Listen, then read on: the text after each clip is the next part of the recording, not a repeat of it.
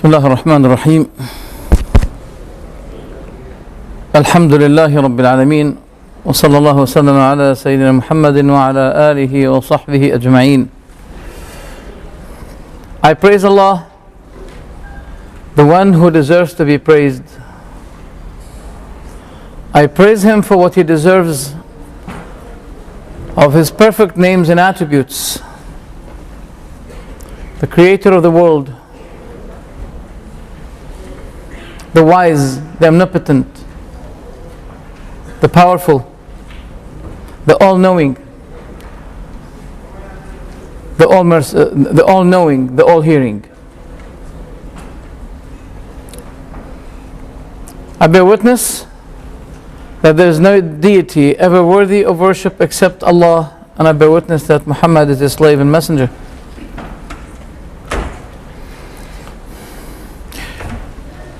A question may be addressed. You need to be closer to the microphone again. Oh, okay. Because this is for the camera. I need tissue, please. Tissue.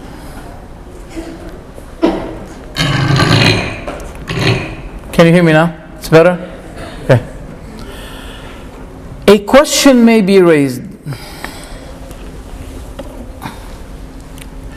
Why do we say Muhammad Rasulullah? Don't we believe in Isa to be Rasulullah, Musa Rasulullah? We say that indicates the last testimony, the last prophethood on earth, which is the only available message on earth, which is the only available. If you're talking about the message of Isa, Musa, Ibrahim, Dawood, we all believe in them. There is no Muslim who can ever dare to deny one of them. But the message is not available. We're talking about the available message nowadays. And until the Day of Judgment, we believe that the message of the Prophet Muhammad ﷺ is the available one, which represents the messages of all the prophets. Since we believe that all prophets are brothers, they belong to different mothers, but their message is one, because the source that comes to them from Allah subhanahu wa ta'ala is only one. But the case is, there is a difference between an available message and unavailable message. The message of the Prophet Muhammad ﷺ is the available one. Or you may say, how can I make sure that a declaration given from the Quran that he is the last one? And until today, no one came to prove, not only to claim. There are many people, many false prophets who claim to be prophets, but they were proven liars. But since 1,400 years, when we find in the Quran that Muhammad ﷺ is the Khatam of An-Nabiyyin, is the seal of all prophets, did anyone prove the otherwise? Until now, we say no. You want to wait? But wait a minute, you may die before that. You're not going to live for 2 centuries, 3 centuries. Isn't 1,400 years enough for you? Or you want something more? Now, this is what we've been saying. We say that the Quran is the book of miracles. You know what I like with the Westerners? They love to read. They love to read. I like it when I see it. And the tubes underground, they all like to read. That's good. But I would love that someday those lovers of reading, I would love to see them having this copy of the Quran. They just have a look at it and read it with contemplation, with pondering. And I will assure to you tonight that they'll be convinced that this is the book of God. I came here, probably most of you don't know me, so I don't know if you believe me since you don't know me or not. Would you believe me? Does this face look a face of a liar to you? I hope not. I swear by Allah that I have experienced some of those who became Muslims, and one of them is an American reservist in the army who converted to Islam at one night, and on the second day, after he was given a copy of the Quran, after he converted, on the next day I saw him putting a mark on the book, on the Quran. I assumed that he'd been reading something like 100 pages. He spent a part of the night reciting the Quran, reading the Quran. And I said to him, what do you believe about this book? He said, the one who reads it and doesn't believe it is crazy. It's an amazing book. As you see, the Quran is the book of miracles. It is miraculous. Look at the verses. والشمس تجري لمستقر لها ذلك تقدير العزيز العليم والقمر قدرناه منازل حتى عاد كالعرجون القديم لا الشمس ينبغي لها أن تدرك القمر ولا الليل سابق النهار وكل فيه فلك يسبحون. I'm not going to read it to you. You read it while I was reciting it. It's beautiful. It addresses its speech, its words. It penetrates the bottom, the depth of the heart of the person. It's very beautiful. You can tell when you read it, it did not come to the Prophet Muhammad from this side, it came from that side, from up, from above. The words are divine. They're not human. They're not words produced or suggested by humans. Look at this. أَمَّنْ جَعَلَ الْأَرْضَ قَرَارًا وَجَعَلَ خِلَالَهَا أَنْهَارًا وَجَعَلَ بَيْنَهُمَا بَرْزَخًا وَجَعَلَ بَيْنَ الْبَحْرَيْنِ حَاجِزًا وَجَعَلَ بَيْنَهُمَا بَرْزَخًا وَجَعَلَ بَيْنَ الْبَحْرَيْنِ حَاجِزًا أَإِلَهٌ مَّعَ اللَّهِ بَلْ أَكْثَرُهُمْ لَا يَعْلَمُونَ. And among the graces of Allah that Allah subhanahu wa ta'ala created within the human beings, and I'm one of them, a way of recitation that can help really. The person feels this is from Allah. I'm not going to spend the whole time reading on your things, but just let's recite this one. I'll read it quickly, have a look at it. We created man from an extract of clay, then we set him as a sperm drop in a firm lodging, etc., etc. Read it, have a look at it. Then let's see the conclusion. These verses describing all the stages of well-ordered fetal development as well as others caused people like Dr. Keithmore, one of the most respected embryologists, to confirm these observations in this book, in his book, The Developing Human, saying that the Quran has described this accurately and well before human science could ever have done it. Now, the question is, there's nothing more here. The question is, this man, a professor, who gave that declaration, and whom I heard that he became Muslim, and another person who's extremely expert in terms of embryology. He's from Thailand. He also declared Islam because of this verse. Because the third, it describes the figure of that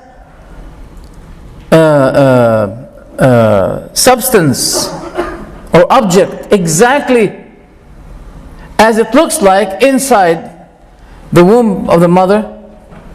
Yet nobody has access at the lifetime of the Prophet Muhammad ﷺ to see this. How did it look like? And the only way to have access to this is the last century. The last century, in the middle of the last century, they had access to this. And the third stage was described as a shewed substance, a shewed substance, a shewed substance. It looks exactly like a chewing gum. Third stage.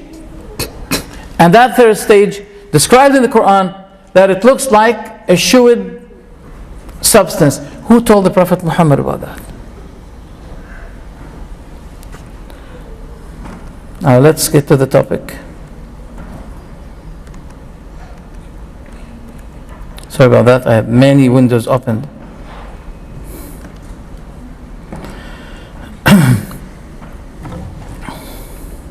All right.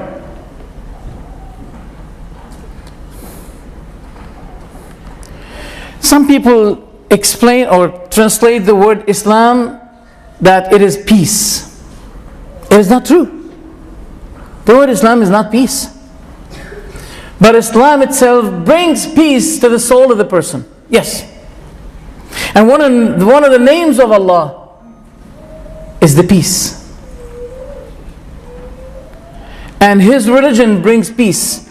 And the house He's preparing for His servant believers, those who believed in His religion, it is called the place of peace, the house of peace, Jannah. We know that it's called heaven, paradise, in Spanish paradisa. But the name of this Jannah, heaven, in the Quran was described as the house of peace, in which Allah the Almighty had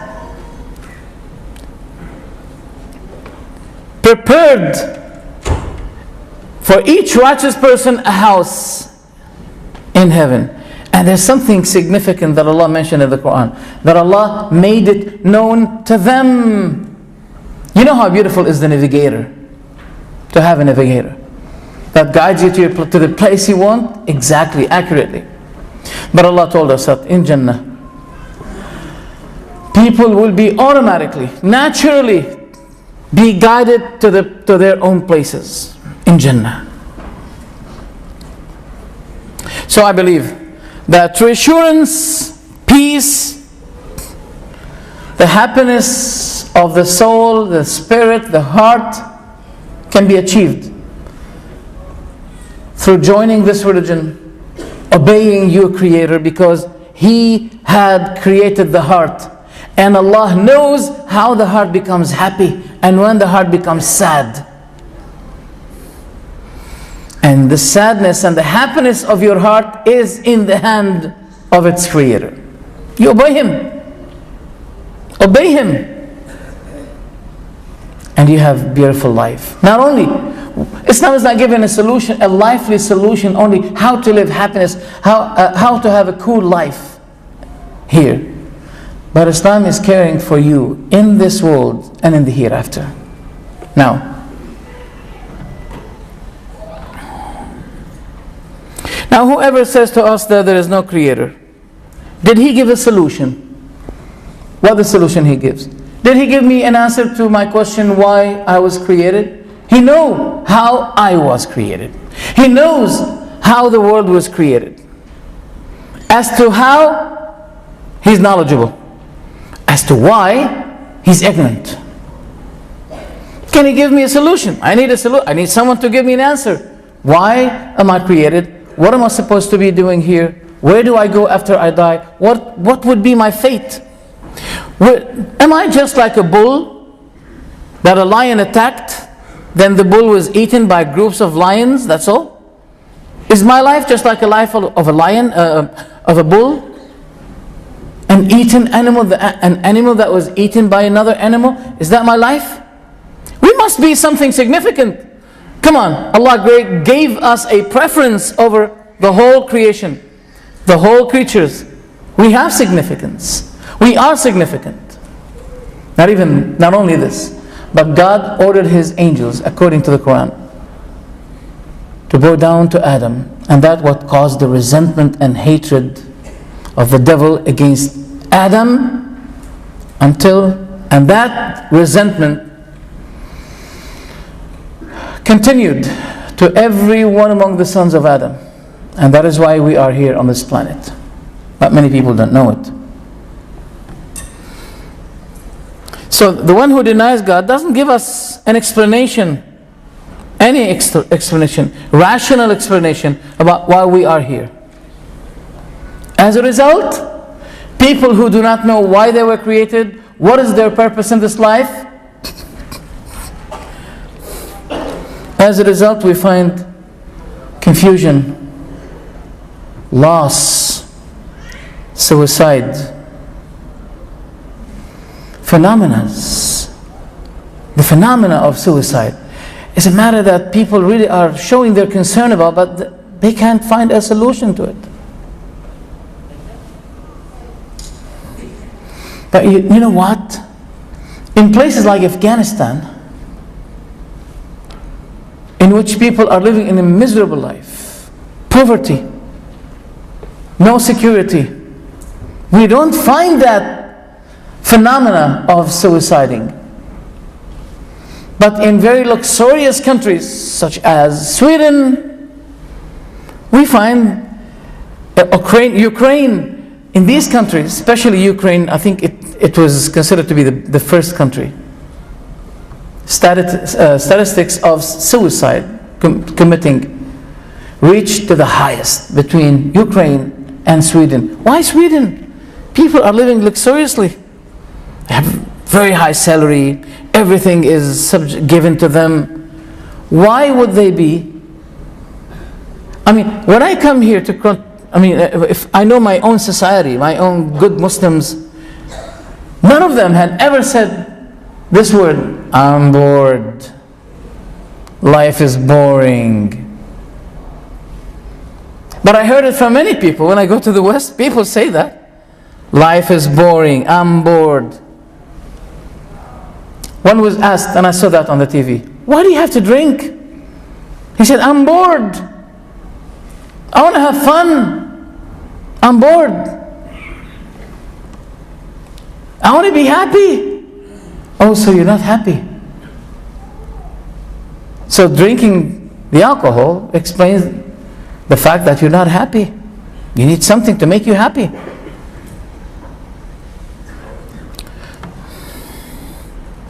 What I really complain is to find that in the time of knowledge, in the time of science,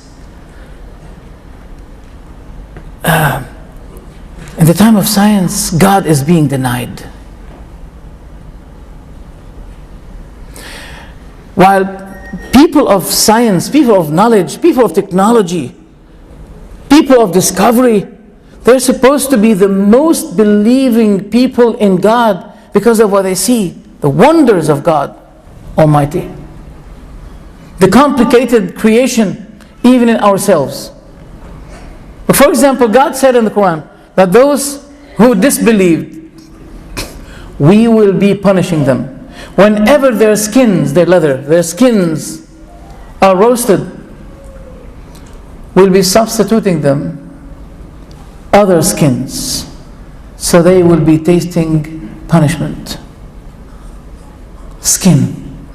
You know, today it had been discovered that the nerves are located in the skin. It used to be believed that it's in the flesh. Now they believe that it is in the skin. If this skin is burned, there's no more feeling for the burning. And God mentioned that in the Quran long time ago.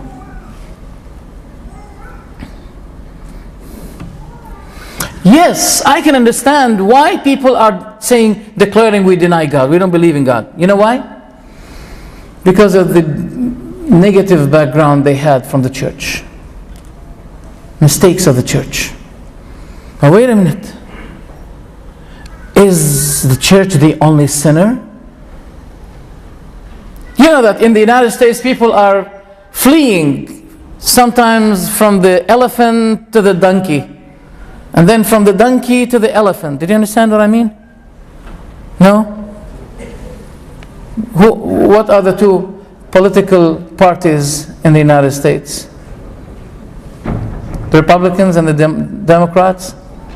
So the symbol of those two parties, one is taking the elephant, the other one is taking the donkey. And people, they run. Sometimes they have to run from the donkey to the elephant, and some other time from the elephant to the donkey. Why? Because there are mistakes. They want to choose someone else. Maybe this time he's gonna. People as if they are playing, as if they are gambling.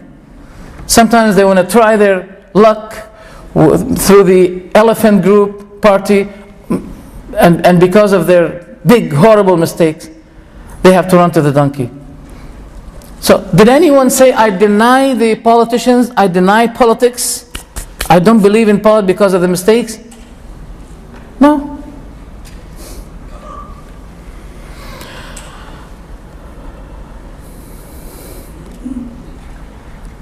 And likewise, for example, in Britain, conservators and, what is the other? Labours. Sometimes Labours, sometimes conservatives. Every time they make mistakes. So if those people in the church, they made mistakes, I'm not justifying their mistakes. I know their mistakes.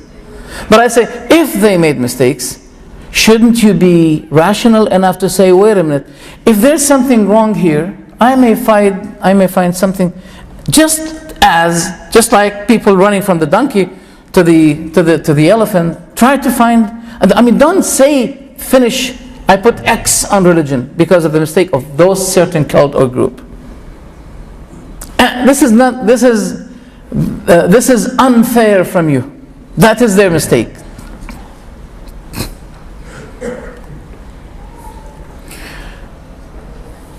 The question is, what is the guilt of God? If some people claimed something and they referred that lie to God Almighty, what is the guilt of God Almighty?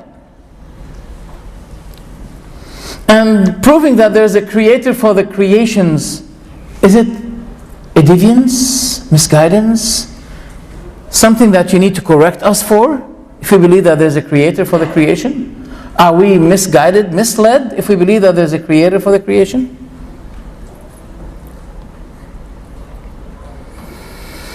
But suppose, some people say we don't believe in God. All right, let's put believing in God aside. Let's put it in a corner. Let's put it in a corner. There must be a power that created the world. I've been asking, last month I've been asking someone, do you believe that there's God or not? He said, let's say I believe that there is a power. I said, do you have any problem believing that this power called God? Are you going to pay taxes for this? Are you going to pay taxes for believing that there's God who's powerful, a powerful God? Why do you believe in, power is an attribute. But how can you believe in a power but you don't believe in the powerful one who has the power? Yes, if you believe that, you believe in a power, but someone has that power, someone is powerful, otherwise you're not reasoning. As those who made the mistake in Christianity, they're not reasoning, you're also not reasoning. When you say, I believe in the power, you're declining to say, I believe in the powerful, the Almighty.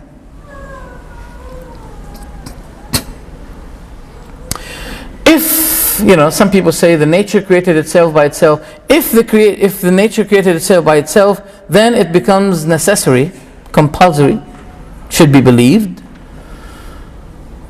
But the created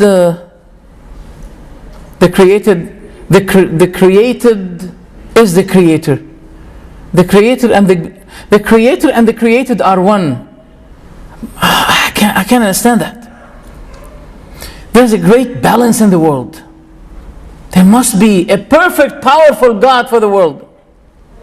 In India, they made a campaign against the snakes. They made it good. They got rid of a lot of snakes, but afterwards they had problem with a multitude of rats. Who've been taking care of the rats? The snakes. And now you got rid of the snakes. You have to encounter the problem. You have another problem. Who's taking care of that balance? The balance between creating females and males in the world. Not only between humankind, but also cattle, insects, name them. Who's holding that balance? If we have a foundation, it requires a manager. It requires a manager. Without that manager, the foundation cannot run. Allah is the manager of the world. If this small foundation cannot run without a manager, what about the whole world?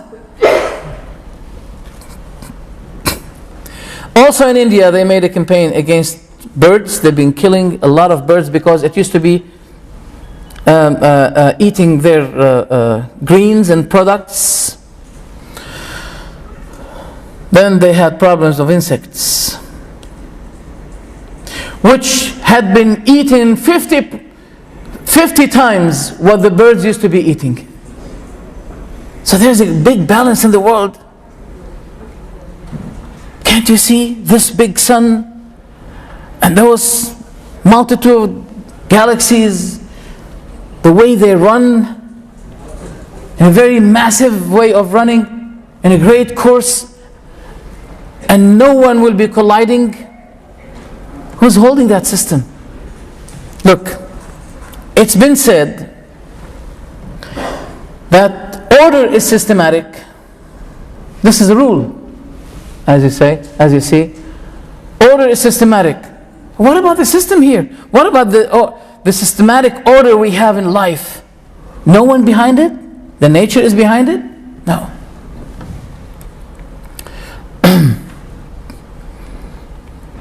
But there's another thing now. If we denied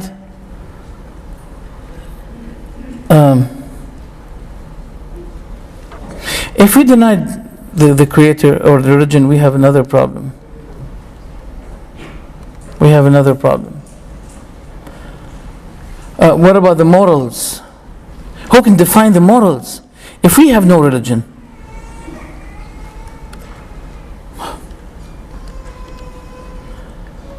I mean, how can we differentiate? How can define what is halal, what is haram? In the place where I came from, UK, people love the word halal. I'm not talking about the Muslims, I'm talking about even the Christians, the non-Muslims in general. They love the word halal. Why? Halal food. It's very attractive. But there are certain things we believe they're haram. For example, bingo, gambling, nude, movies, especially after 12 o'clock. 12 o'clock, now the parents can see what children are not supposed to see. But they can't guarantee that the parents will be sleeping and the children will be opening the TV and watching what they're not supposed to be watching. Plus 18, I know you've seen that before. Plus 18, that means if you're over 18, you can see. But if you're less, don't go, don't enter. If you're 18, you can enter. But if you're less than 18, don't enter. Who makes these rules that this is allowed, but if you're less than 18, you're not allowed? When it becomes 12, The adults can see, but the children cannot see. Who's making these rules? What about cheating wives? Does it have any rule? For example, if a person came and said, my wife cheated me, would they put her in jail for that? I need someone to guide me about that. I didn't come across that. I didn't know. Is there any official punishment for one who finds his wife cheating? The only thing they may say, well, divorce her. The only thing they can say, divorce her. But is there any punishment, just like the punishment of not paying the taxes? You know that not paying the taxes in the West, it's a big criminal, a big crime. If you don't pay the taxes, it's a big crime. But if, God forbid, if someone found someone else with his wife, what is the punishment? Is there any official punishment? Is there any ruling for this? Is it possible that not paying the tax is a greater crime than finding a cheating wife with someone else? Is it moral to find temples of devil worship for the devil worshippers, saying to the people, well, you want to worship the devil? Go ahead, that's your right. You're welcome. I mean, who's making these rules? Who's signifying what is allowed and defining what is allowed? If you lose religion, especially, I'm talking about especially, I mean, there are disagreements between Christianity and Islam, but at least there are some rules, common rules between Islam and Christianity about decency, about, for example, homosexuality, all of these stuff. From the place I came, people classify you, they just want to smell you. And they ask you about homosexuality. If you say no, see, he's not moderate. He's not moderate. He's anti-homosexuality.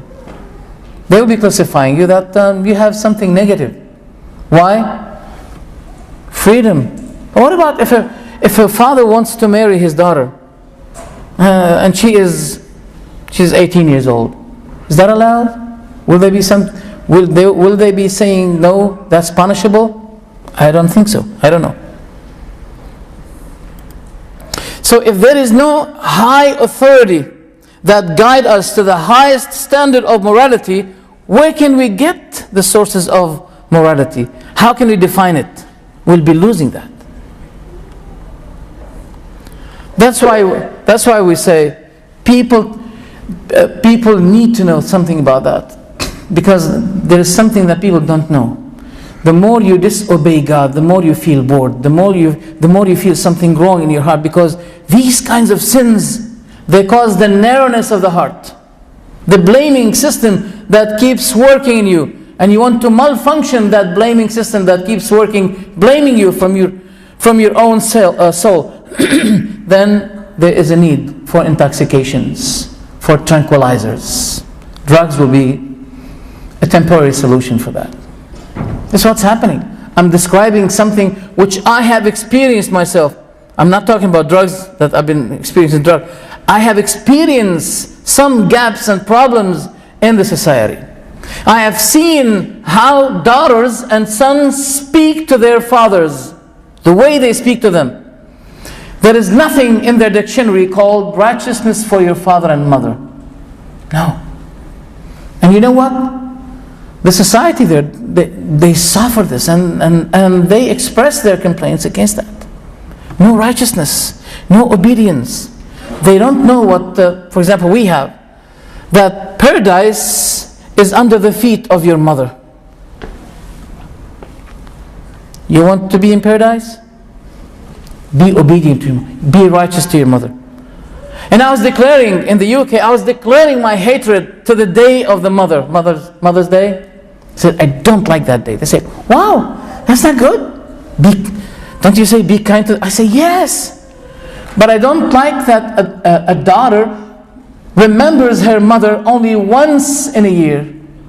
You know why? Because that will be opening the injuries in the heart of the mother. The mother will be receiving a call from her daughter. Oh, mom, congratulations.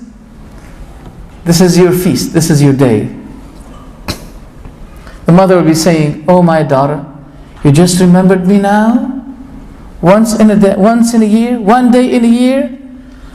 In Islam, the whole year is for the mother. Not only one day for the mother. The whole year is for the mother. You can't enter Jannah if you are unrighteous to your mother, to your parents. To be kind to them. Not to leave them to the rehab places. And tell them, you got your life, you're old already, now get lost. You put them in the rehab.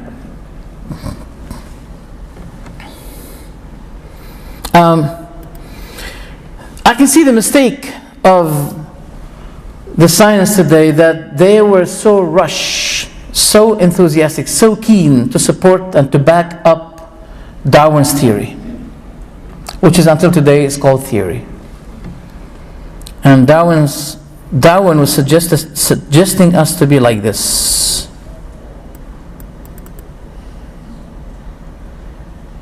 That was a suggestion.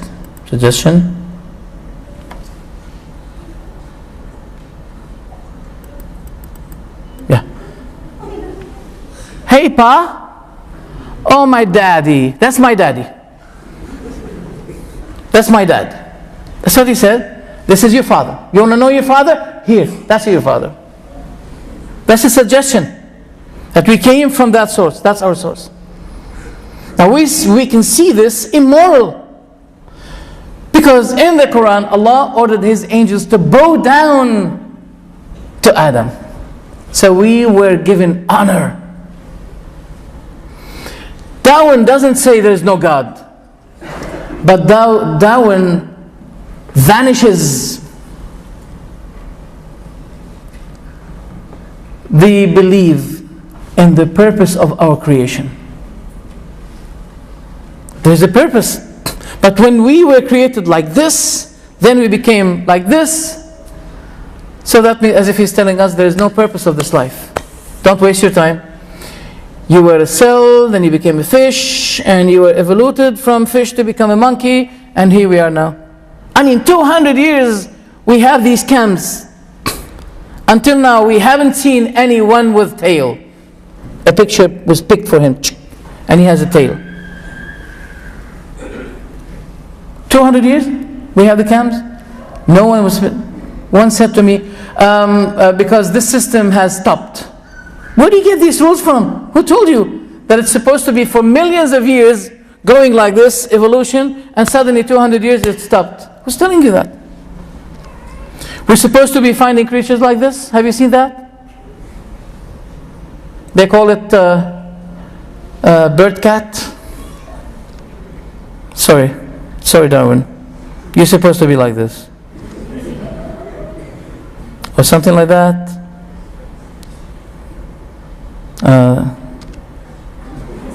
Something like that. Something. He looks like me. Let's see. But he doesn't have a beard. Okay. Oh, forget about that. Ant-human. Crocoduck.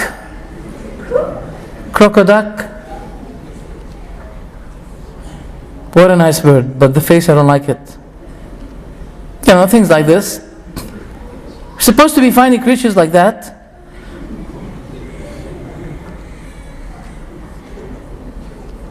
Okay, I forget it.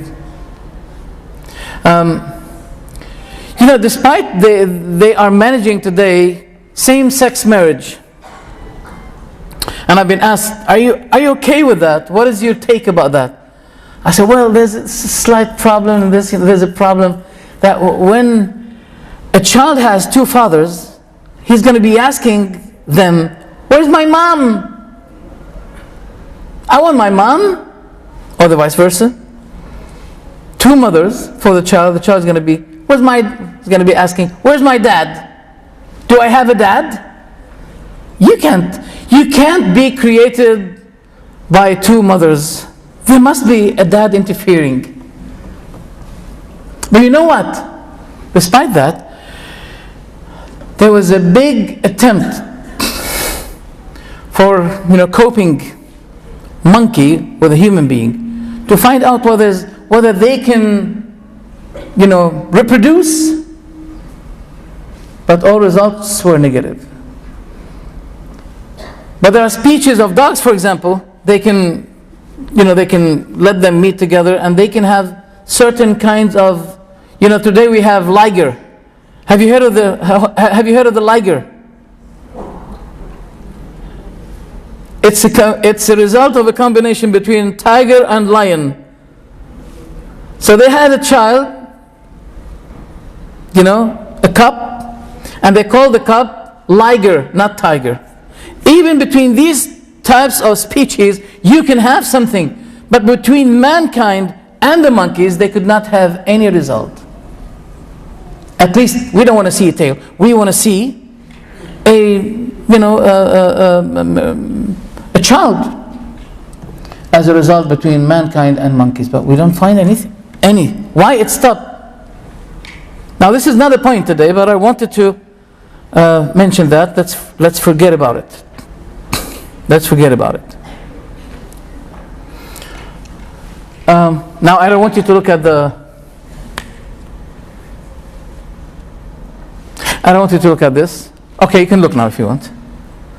The giving of the Quran is still mutajaddid. Mutajaddid, that means it's always renewing or giving something new in every time. I'm going to mention to you something very fast, very quickly, because I ran out of time, and I think my time is almost finishing. Thank you for your attendance, by the way. And I would like also to declare my gratefulness to the organizers and to Al-Fanar administrators. I think you've heard about this verse where Allah subhanahu wa ta'ala said, فَالْيَوْمَ نُنَجِّيكَ بِبَدَنِكَ لِتَكُونَ لِمَنْ خَلْفَكَ آيَةً. This day, as for this day, we're going to save you by your corpse. So it will be a lesson to those who will be coming after. This was an addressing from Allah subhanahu wa ta'ala to Pharaoh. Pharaoh was drawn and his body was saved. France requested from Egypt to bring the corpse of Pharaoh.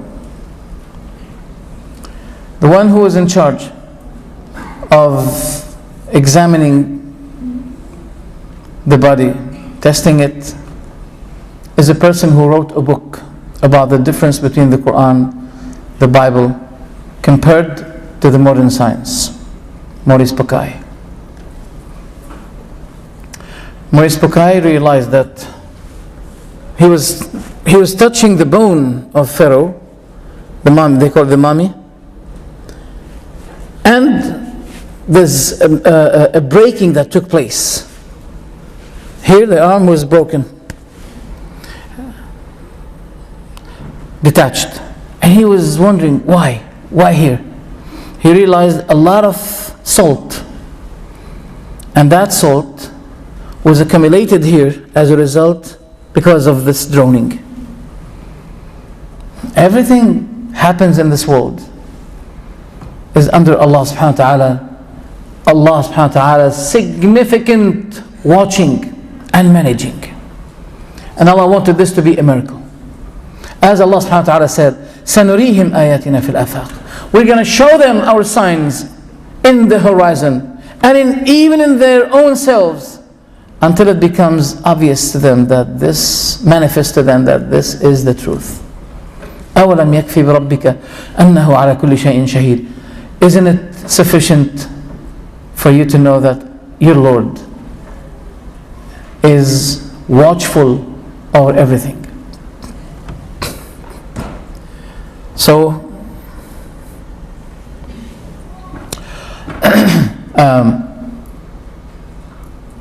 they discover that this is the mummy. This is This is the body of Fir'aun, which was drawn. Note here that Allah said, your body is going to be saved. And you're going to be lesson for those who come after you. That is a challenge. And that challenge had been met. As a result, we see today, his body is preserved.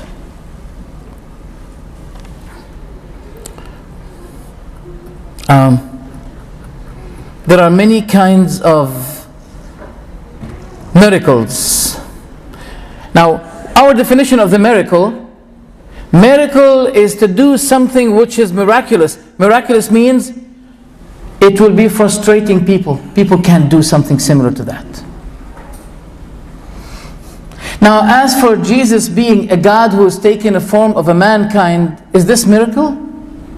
We say that the miracle is to show something miraculous, something powerful, that people will be frustrated from doing something similar. It will be extra power. It is an extra power, superpower. A woman said to me, don't you believe that God is unlimited? I said, yes. Don't you believe that God can be a man?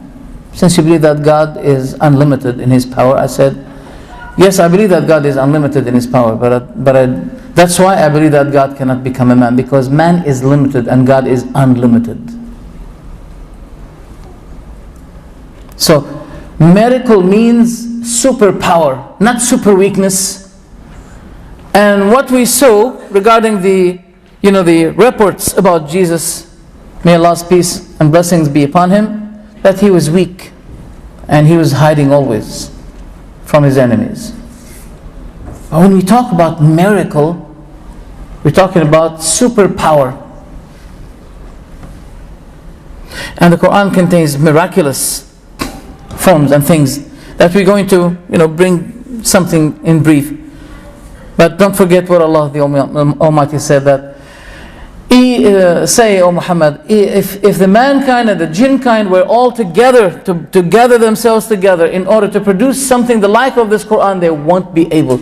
Even if there were groups over groups, gathering groups over groups, conspiring all of themselves to bring something similar to the Quran, they won't be able to do that.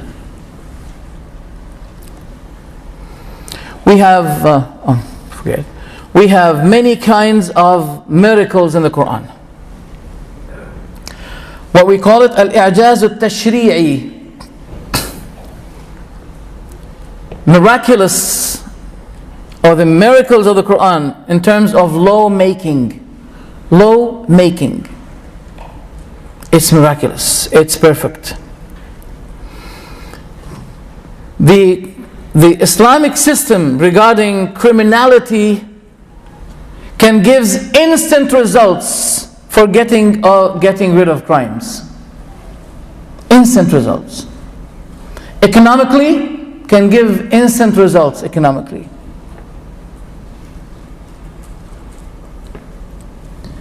Also, miraculous rhythm.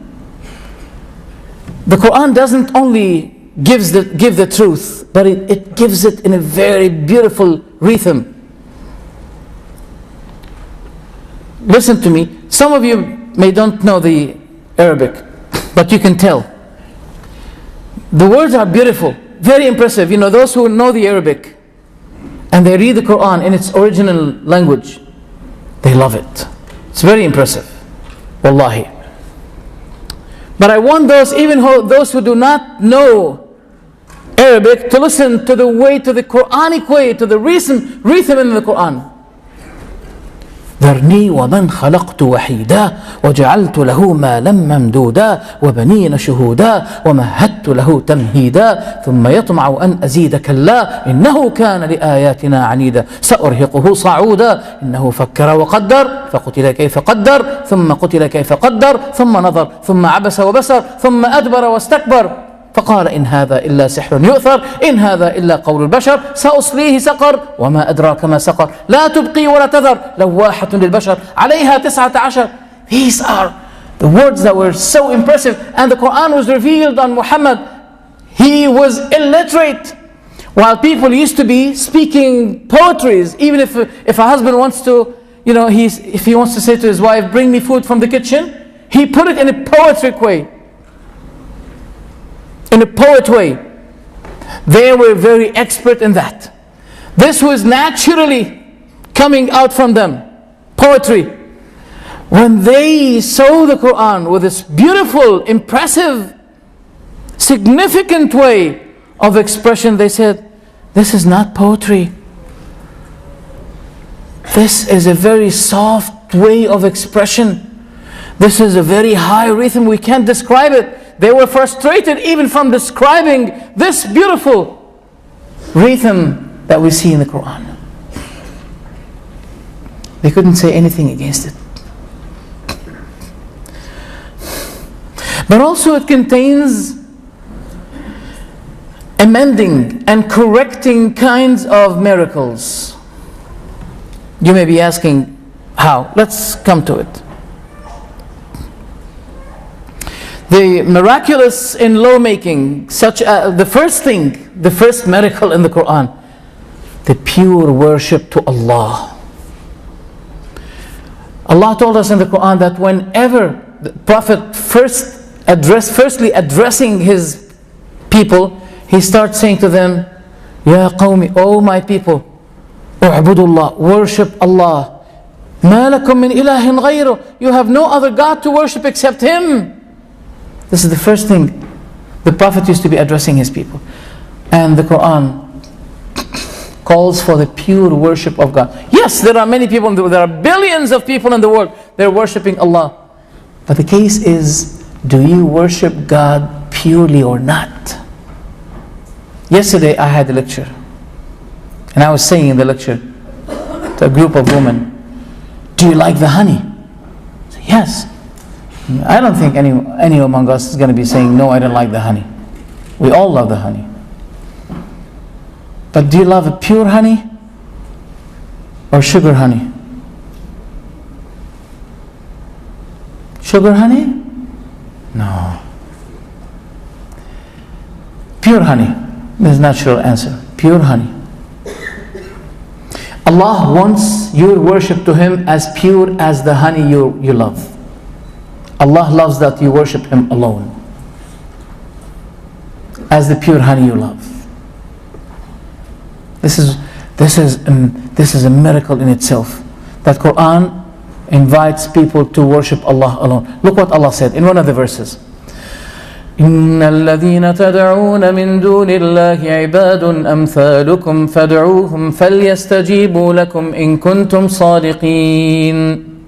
Those whom you call, invoke apart from Allah, they are the like of you, they are human like you. So call them and let them answer your call if you're telling the truth. This beautiful Quran is bringing people out from the worship from man to let it a worship from man to his creator, Allah the Almighty. Also in the Quran we find a complete system. It consisted of many chains of beliefs. You cannot cut one from the other. Not all people are happy with Islam, especially nowadays. The system of riba is spreading all over the world. And Islam, since hundreds of years, it's still steady. It does not change the concept of prohibiting the system of riba, interest. Because it's a system that thereby the rich people and the rich and lazy people, they take advantage of the desperate poor people. You can't deny about that. I mean, I don't know if you know about the mortgage system. I used to call it mortgage system. Mort. It has a death. People are really dying with this. You want to have a house? No problem. We can give you a house. You'll be continuously paying for 25, 30 years, 30 years. And if you were to find someone to give you a good loan and to pay him, in installment, it won't take with you more than 5 years. My dear, you're paying extra 20 years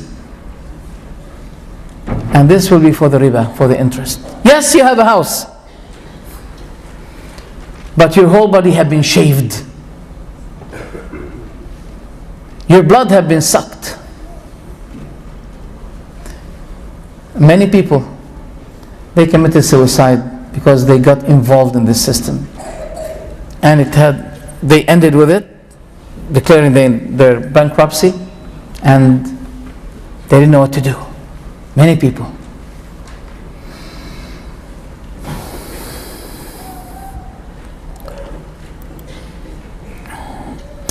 In Christianity, for example, we have Christians believing that in something called the Old Testament and the New Testament. The Old Testament and the New Testament.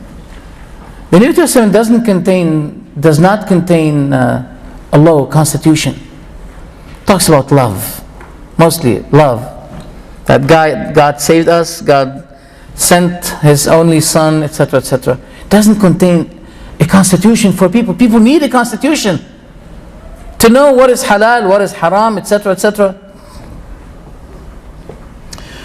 But the Bible contains, the Old Testament contains, this is haram, this is halal, etc., etc.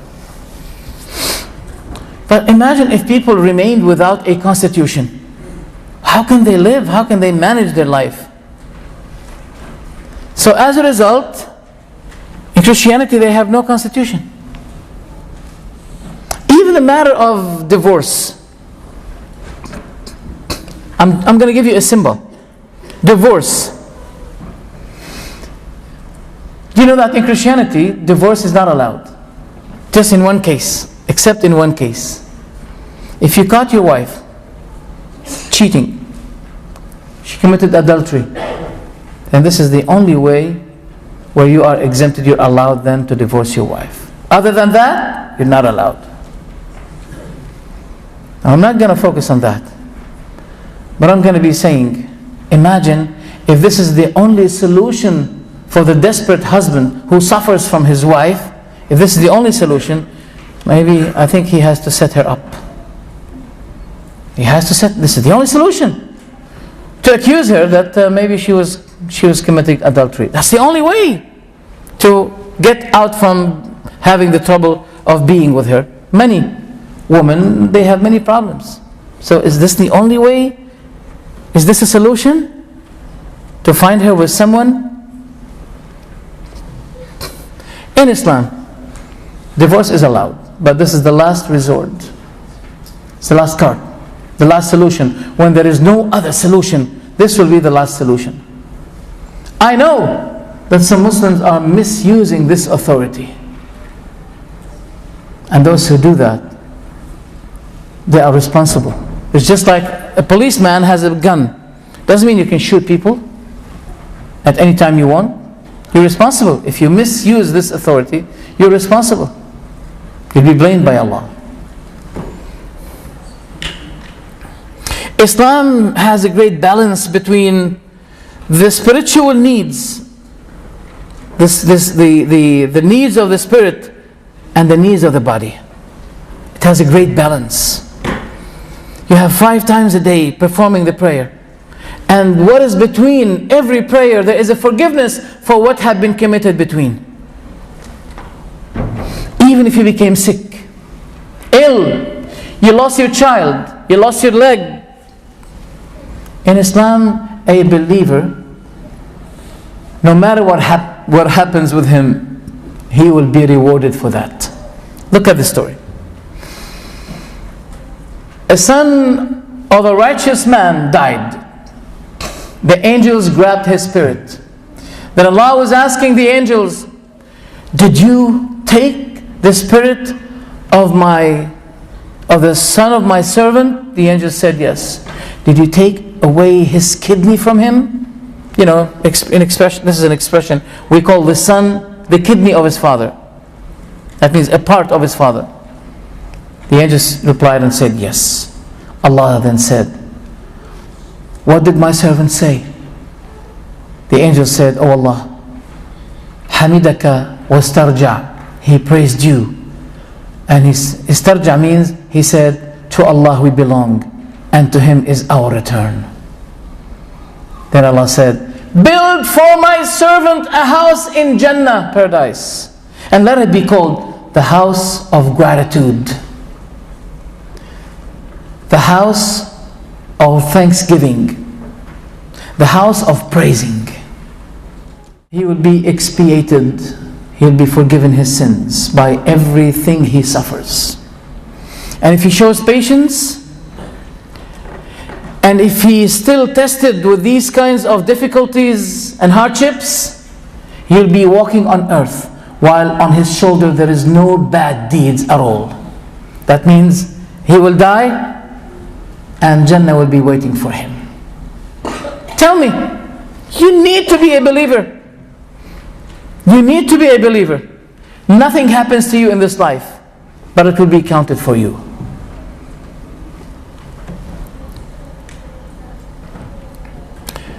In Islam, there is something which we call prevention. The police in the West, they are good in chasing the criminals. They're very good. I admit that their system, the police system, is much greater than the other system, than our system here, anywhere in the Muslim world. Yet, they have big problems. Big challenges. They have big challenges. Why? Because their system is based on trying to solve problems.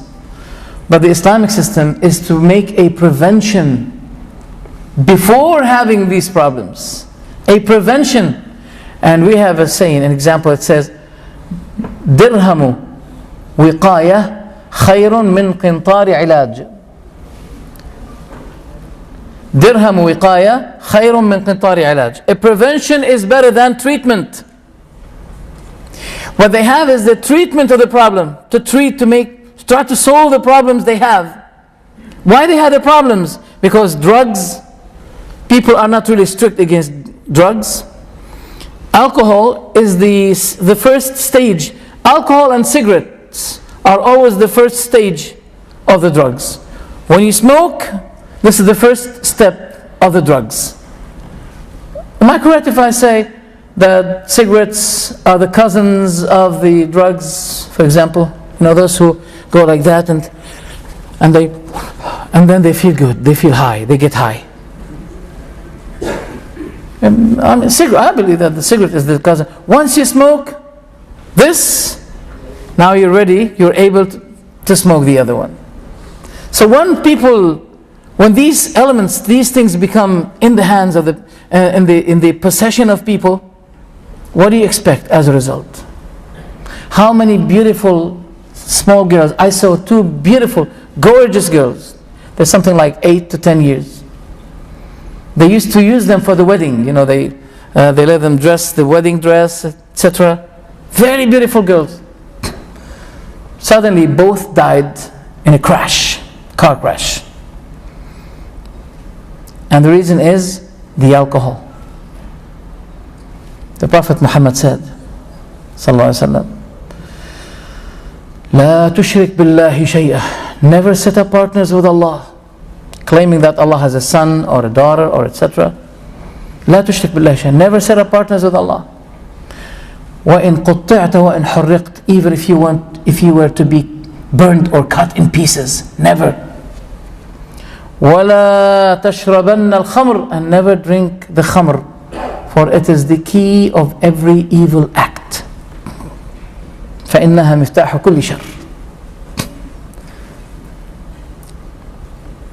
Now, I'm going to address my words to those who do not speak Arabic, and especially to the non-Muslims, if we have.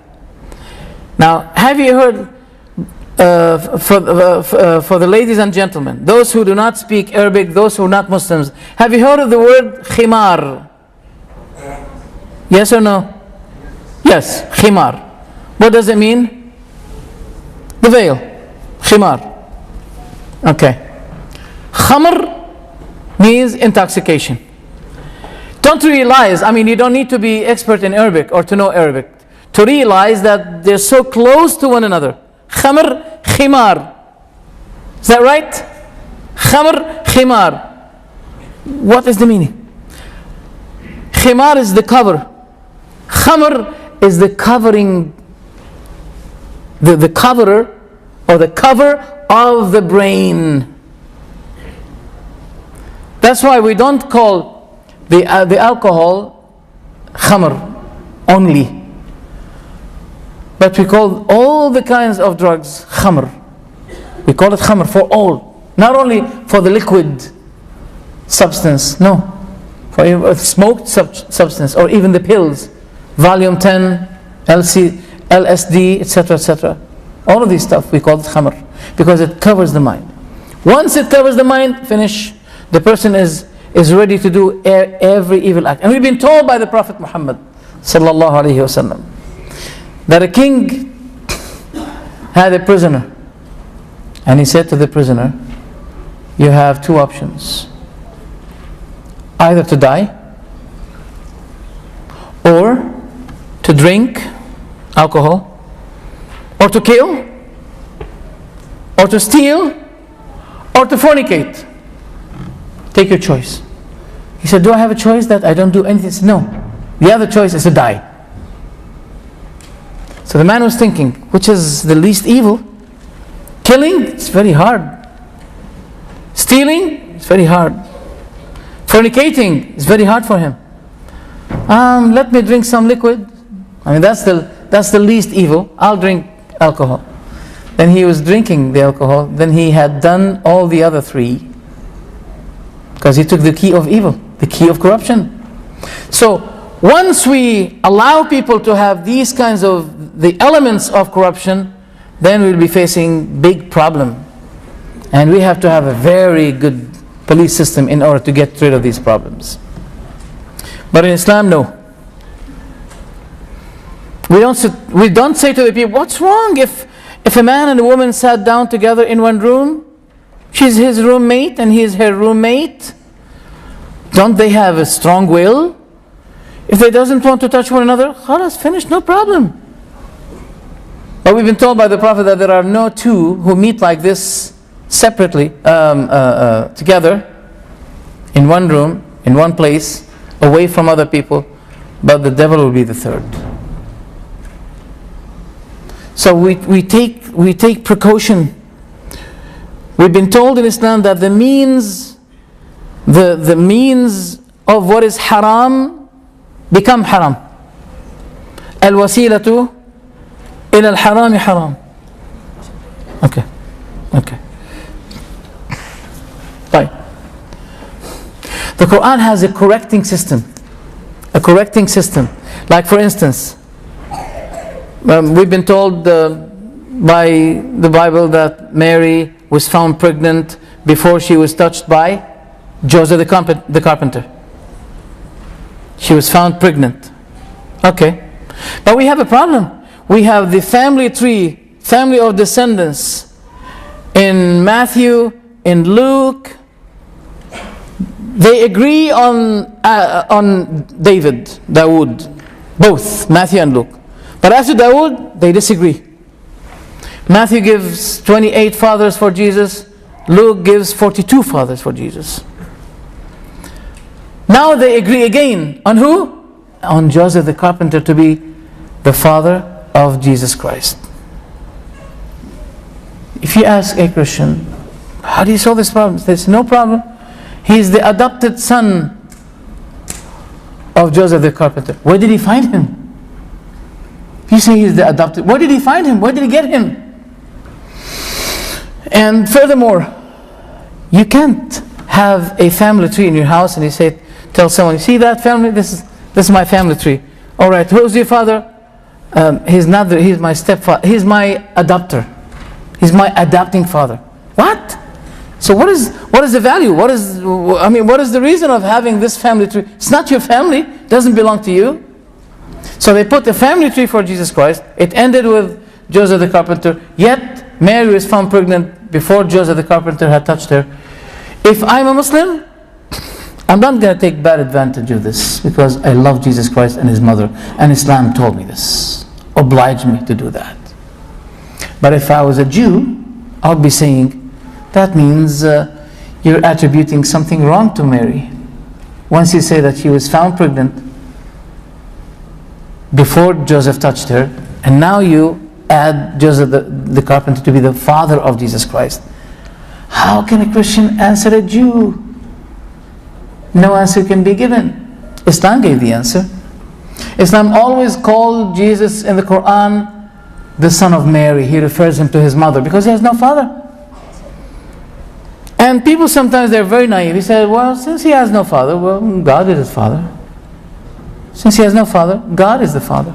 I mean, just simply like this. But it's very hard to speak about Allah something without knowledge. You can't speak against a president without knowledge. You're going to be sued. You cannot speak against me without knowledge. You can't talk about me without knowledge. How did you allow yourself to speak about Allah without knowledge? Since this person has no father, okay, God is his father. So where's the solution? The Quran gave the solution. The Quran gave us many facts about Jesus Christ. For example, God ordered Mary to keep eating in her, a pregnant period, to keep eating from the ripe dates. Now we live in Qatar. When the dates will be ripe, in 25th of December? No way. No way. When the dates will be ripe? September. In September, not December. Does this mean to you anything? Well, go to the websites and look for Christian websites, non-Muslim websites. Write the word Mithra and put 25 December. You're going to be shocked. Mithra, Jesus, 25 December. You're going to be shocked. This is not the birthday of Jesus. This is the birthday of Mithra, a Persian religion that the Romans used to be believing and following. And they took, because they loved this incident, 25th. Still, people love it until today. 25th of December, oh, that's beautiful. Economically, it's beautiful. Many shops, they count on that day, 25th of December. But you'll find the fact that Jesus Christ was not born at that time, and Allah indicated that. There are many corrections. I'm sorry I don't have much time to give these things, to give an answer to these things. But it is true that Jesus, peace be with him, had been given an honor in the Quran. We find an answer to what we find in the Bible. In the Bible, Jesus said that God is going to support me. He's going to defend me. He's going to take me up. There will be a time you will come to seek me and you will not find me. I will be up and you will be down. You will die in your sorrow. That's in the Bible. But did this happen? Afterwards, we find the same Bible quoting Jesus saying, Ili, Ili, lima shabaktani, which means, my God, why did you leave me? Why did you leave me? Why did you forsake me? But in the Quran, God said, that Allah said to Isa, Jesus alayhi salam, Ya Isa, inni mutawafik. Oh, Jesus, I'm accomplishing you. That means your mission. وَرَافِعُكَ إِلَيْهِ, and I'm ascending you up to myself. And I'm going to purify you and support you against those plotters of your enemies. In the Quran, this was fulfilled. The Quran is full of miracles. I don't think my time will be helping me. Let me show you something. Just one thing. One thing. There's a chapter in the Quran called Al-Hadid, the iron. And one verse is contained in it, talking about the iron being descended to the earth. Anyone, I used to be faced by some people who said to me, how can you believe that the iron was descended on the earth? Don't you know that it is contained in the depth of the earth? And there are many materials over it? How do you believe that it was descended? How your Quran says that? Let's see now. Let's see. Can we have the...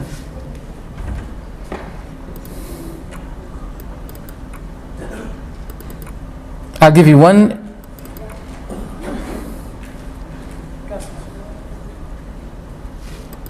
Okay.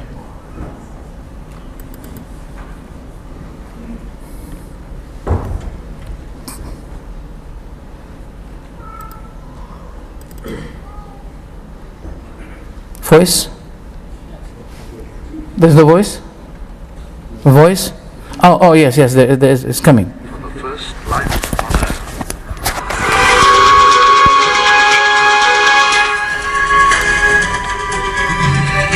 Two. 4.5 billion.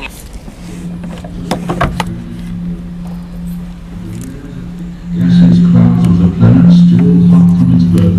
The atmosphere is dense stuff. The early planet was probably only a tenth of the size as it is today.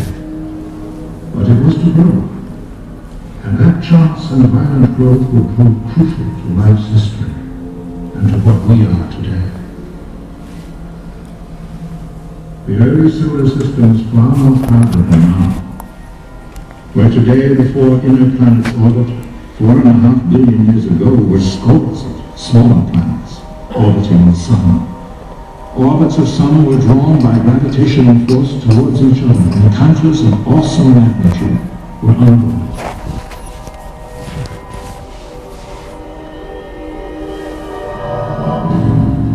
The force and heat of those collisions melted the rock, but gravity would hold the two together and then weld them into one. With each collision, the planet would grow larger.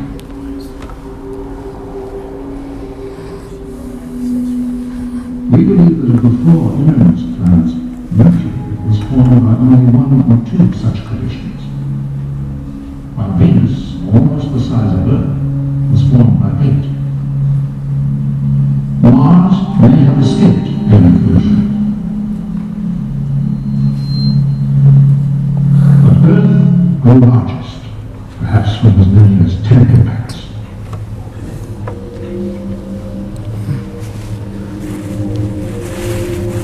And the last impact, 4.5 billion years ago, would have a profound effect upon our world.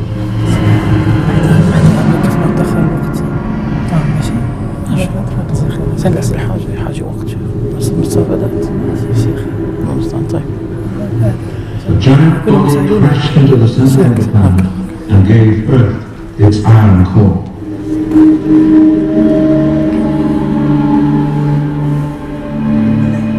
The lighter debris was cast off into space, then drawn into orbit around the enlarged planet.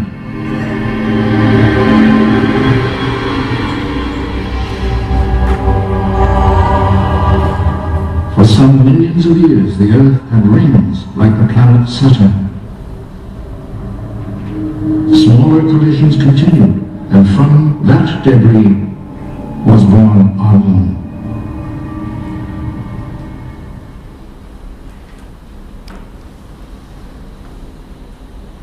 What's going on?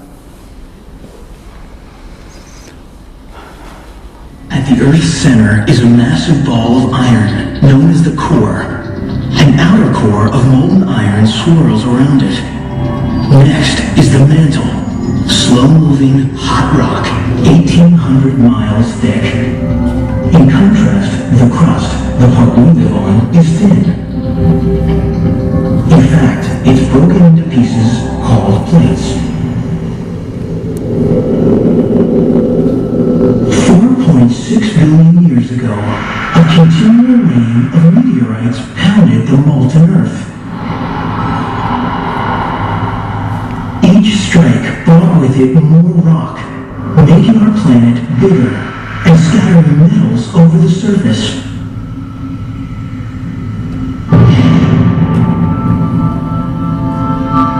Then, a giant asteroid struck.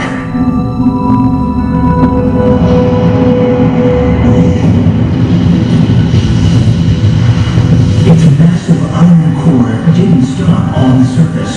It sank towards the center, and it attracted all the Earth's metals to it as it went.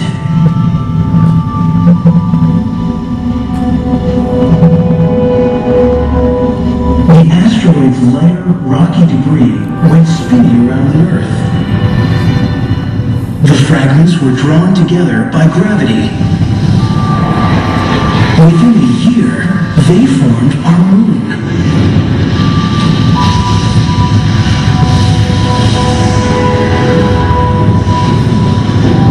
That's why the moon has no metal at its core. And it's why metal is rare in the Earth's crust. It arrived much later, in meteorites from outer space. If we want much more metal, we must go to the Earth's core. It's made mostly of iron and nickel, but 1% is gold. That may not sound like much, but the core is so vast that its gold could cover all the land on Earth, knee deep.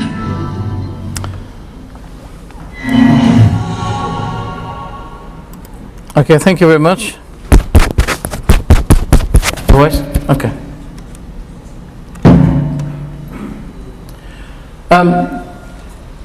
This verse, as you see, we have descended it to the ground, to the earth. Where it can be found, if someone wants to find it, to find out where it is, in order to contradict the Muslims or to tell them, wait a minute, how the Quran says that, it's in a chapter, the whole chapter called the iron. So it wouldn't be any difficult or hard for people to find. Where is that verse? It's in a chapter called the iron. The question is, how Muhammad know about that? This is the body of Pharaoh. When God the Almighty said to Pharaoh, he quoted Pharaoh saying something. Okay. He quoted Pharaoh saying, now I believe, when he was droning, the moment he was droning, now I believe in what the people of Israel believed in. Then God said to him, now, after all you've been corrupting and you disobeyed, فَالْيَوْمَ نُنَجِّيكَ بِبَدَنِكَ, this day we're going to save you by your corpse, so you'll be a lesson for the generations that come after you. Wasn't this fulfilled? Yes. You know, I have a lot of things to say, but I don't have the time. I like the time.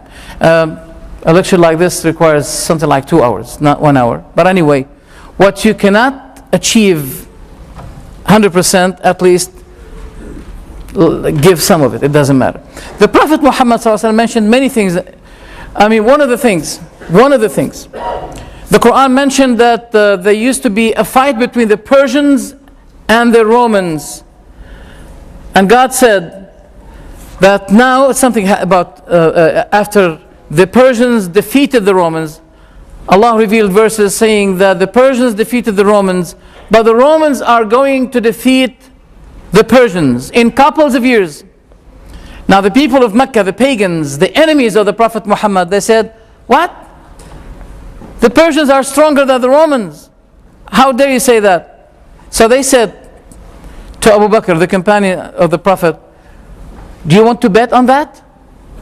He said yes. That was before, betting was, it's in Islam, this allowed. But at the early time of Islam, nothing was talked about that. So Abu Bakr said yes. The Prophet said to him, say yes to them. The Romans are going to be defeating. So they said to him, how many years you give us, Abu Bakr? He said 6 years. They waited 6 years and nothing happened. And the companions came, they blamed Abu Bakr for saying 6 years.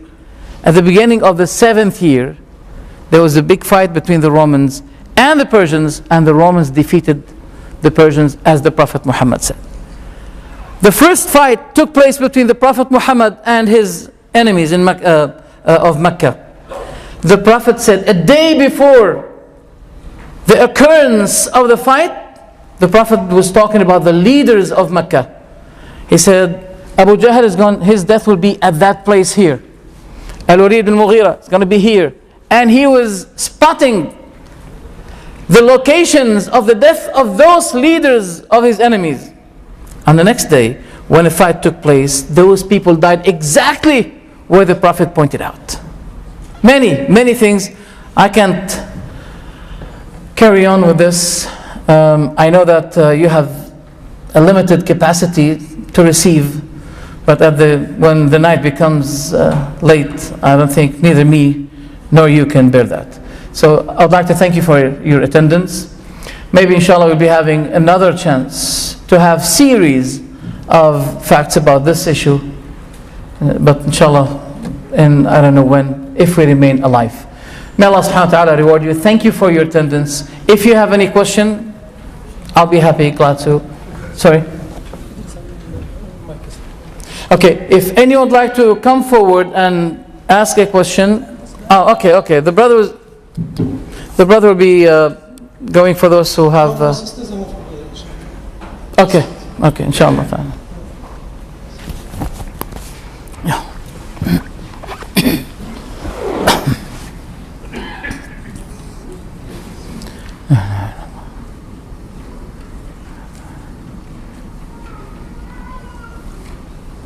If the sister has a question.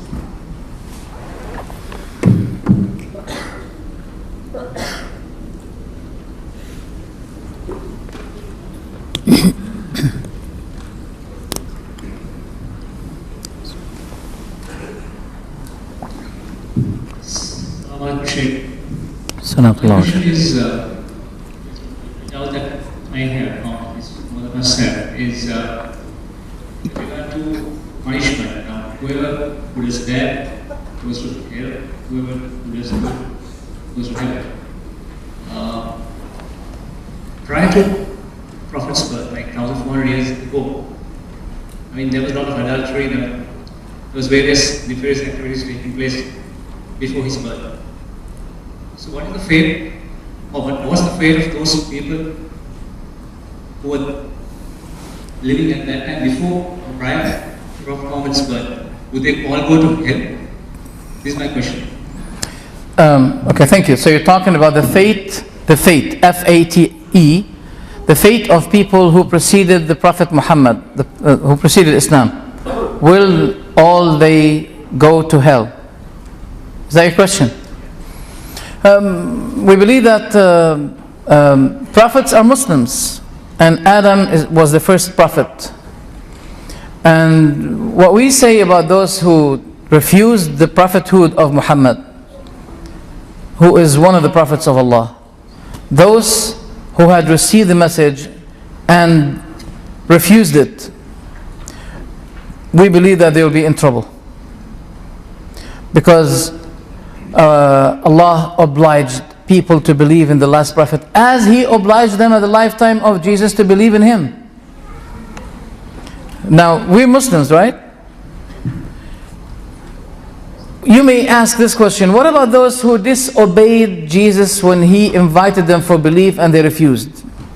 I don't know if you're a Christian, but I addressed that question to a Christian and they said to me, they are sinners and they deserve to be punished. Then I said to them, that's what I say about Jesus. This is the same thing I believe. And that's what I believe about those who heard the message, who understood the message, yet they refused it. Because this life is a life of test. You may not like it. You may say, well, I don't like that. But it's not the issue of life and the reality about this life being a test from God Almighty unto us. It's not under your desire. This is a system that we have to follow. Even your very body is responding to its creator. You can't resist for example, inhaling system that you have. You can't refuse it.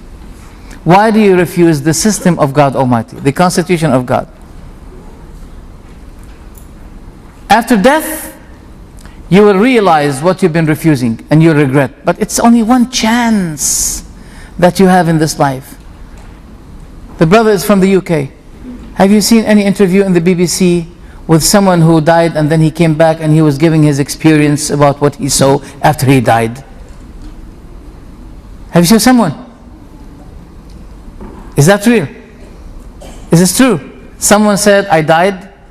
Then he was relating about what happened to him after his death. Well, I didn't. And I don't believe that someone died really death. I'm talking about the real death.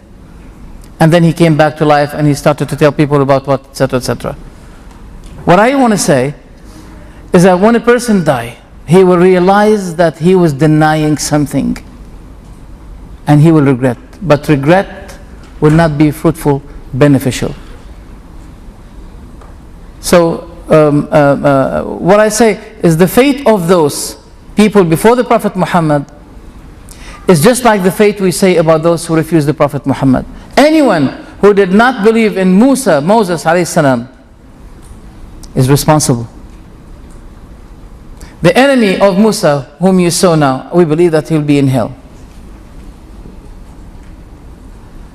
If you don't like it, we may say to you, obey, and you won't be having this kind of fate. Follow the obedience of your God. Be obedient to the one who created you. That's what he wants from you. And he said, Jannah, paradise is waiting for you. Because I complain, some people, they don't want to obey, and they don't want us to say, you're going to be in hell. As if they say, can God compromise with us, please? God doesn't compromise. We have to compromise. God created everything from nothing. But we need Him. He doesn't need us. That also maybe sound, He doesn't need you. But Allah loves those who obey Him. Allah is very kind. We always begin with this beautiful verse. The entirely merciful, the specially merciful. Allah is merciful and very kind. But Allah has a system that you have to observe and you have to follow. It's your test in life. If you make it, you'll be successful. If you don't, you'll be in trouble. You can't ask the manager of school to compromise with you. You don't want to study, but he should not be giving you 0. You can't. How much more about the God, the creator of all? I hope that answers the question. Thank you very much. Sister has a question.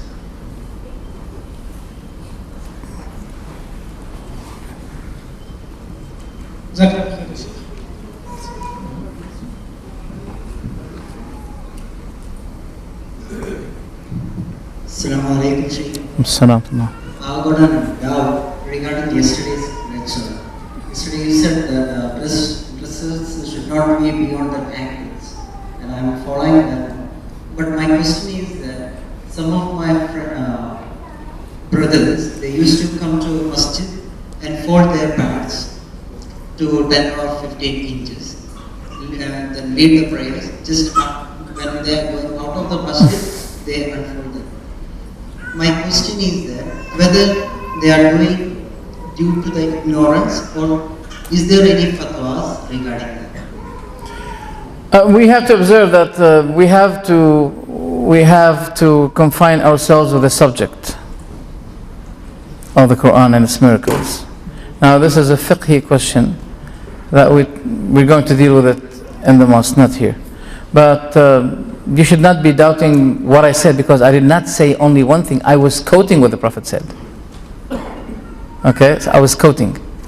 So as a Muslim who believes in what the Prophet said, and I said it's authentic, where the Prophet said something that you should not be lengthening. I'm not talking about a woman at that time, no, about men. Men should not be lengthening it beyond or beneath the ankle. They should not be doing it. If you find someone who do that, that's his contradiction. He's not. Not every Muslim is really submitting himself as he should be, due to the indicating conditional name that he is carrying, and that is Islam, submission.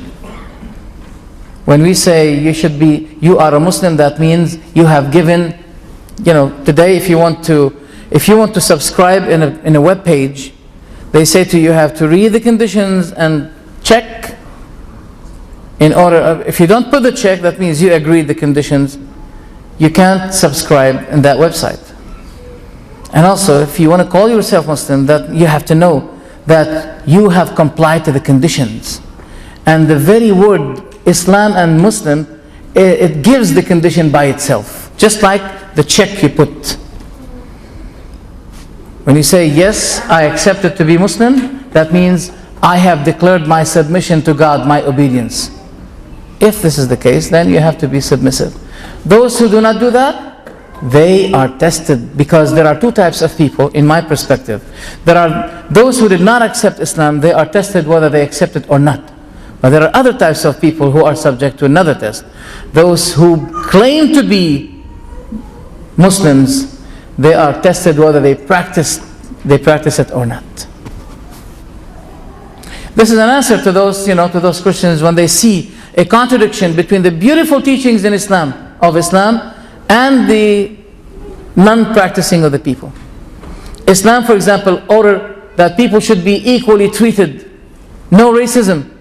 But when we see racism from certain people, those people are contradicting themselves when they say we're Muslims, but they do not follow Islam in its instructions that they should all be equal. So this is contradiction from people. Jazakumullah khair.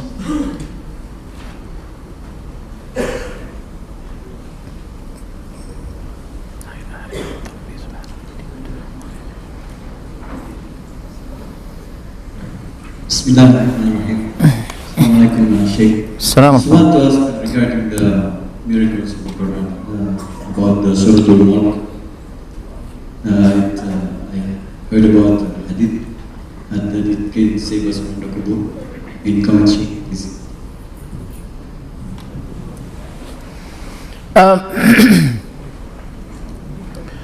Okay, the question is about chapter Al-Mulk, that it saves from the punishment of the grave. I heard about this hadith and I think it's authentic, yes, that it helps the person to be averted from the punishment of the grave if a person keeps continuously maintaining its recitation. And I hope it's authentic.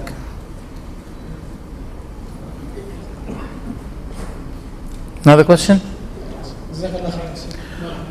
Okay, I'd like to extend my appreciation for all of you for attending this lecture, and I'd like to extend also my appreciation first to each one of you and to the administrators of this place. May Allah reward you all. Thank you very much. Wassalamu alaikum wa rahmatullahi wa barakatuh.